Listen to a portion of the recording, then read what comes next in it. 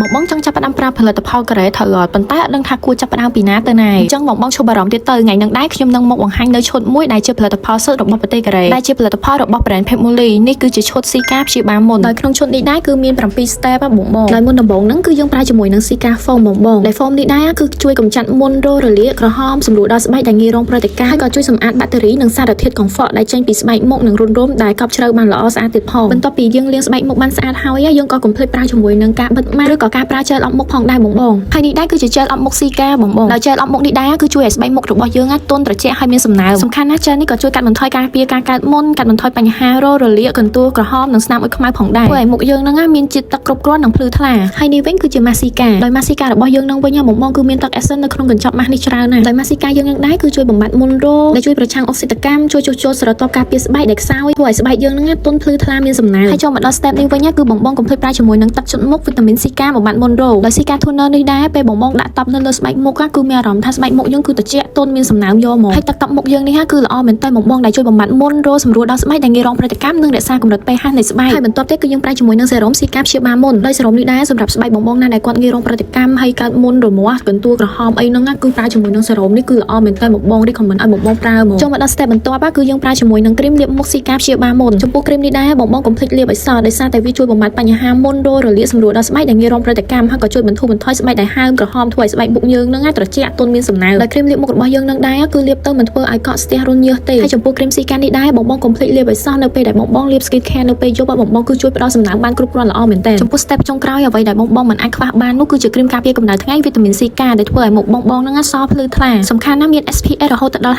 50 PA+4 ដែលការពារស្បែកពីកម្ដៅថ្ងៃបានខ្ពស់មែនតើអញ្ចឹងបងបងភ្លេចអីភ្លេចបានតែកុំភ្លេចលាបគ្រីមការពារកម្ដៅថ្ងៃឲ្យសោះបងបងហើយចំពោះផលិតផលមួយដែលបងបងតែងតែមើលរំលងនោះគឺជាទឹកបាញ់មុខ Aloe Vera Moisture Mist បងបងជប់មើលរំលងនៅទឹកបាញ់មុខមួយនេះទៀតទៅពីព្រោះអីវាមានអត្ថប្រយោជន៍ច្រើនណាស់បងបងដោយទឹកបាញ់មុខនេះដែរបងបងគឺអាចបាញ់បានគ្រប់ទីកន្លែងលើដងខ្លួនជាពិសេសស្បែកមុខដែលរោពេលដែលមានអារម្មណ៍ថាស្បែកស្ងួតគឺបងបងអាចបាញ់គ្រប់ពេលវេលាទាំងអស់ហើយទឹកបាញ់មុខនេះគឺអាចប្រើបានគ្រប់ប្រភេទស្បែកទាំងអស់ផងដែរបងបងអញ្ចឹងបងបងកុំភ្លេចប្រើជាមួយនឹងឈុតស៊ីកាព្យាបាលមុនមួយឈុតនេះឲ្យសោះបងបងគឺល្អមែនតើ